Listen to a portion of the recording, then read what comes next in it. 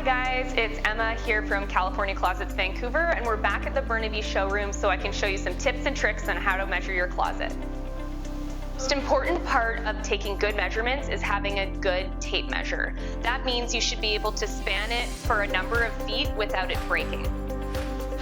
The next most important thing is learning how to hold your tape measure so that you can walk it up the wall or span it a longer distance. So I'm going to show you how to do that now. So the correct way to hold a tape measure to get good measurements is not to hold it like this, like many people do.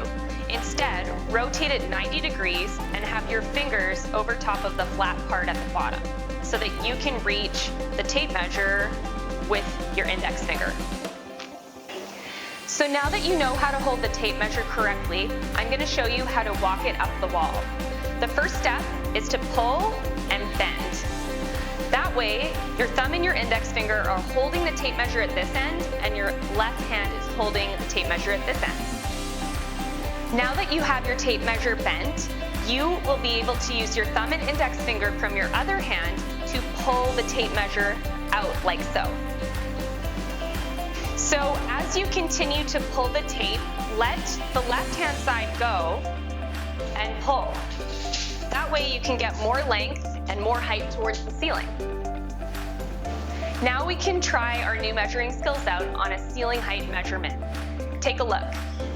Walk your tape measure out, bend it. Walk it out more, let it slip through your left hand, and now as you walk it up the ceiling, you should have enough height to reach the top of your room. So the same theory of measuring can be applied to measuring the width of your closet. It's always good to remove the clothes from your closet so you can see the back wall. So that's what I'll do now. And now we can measure the back wall. So same as before, to measure the width of a closet, we will pull and bend, pull and bend, pull and bend. It's always good to see if we can get approximately the width of the closet before we put it in. And as we do that, we can easily measure the whole width of the closet with a single tape measure. Okay, so we're here down on the floor and I'm going to show you how to measure an outlet inside a closet or any wall whatsoever. So same thing, make sure the tip of your tape measure is on the edge of the outlet, like so. And if you know how to hold your tape measure right, you should be able to walk it out to the corner or edge of your wall to take that measurement. This outlet is 25 3/4 from the edge of the wall. Next, we need to get the height measurement of the outlet.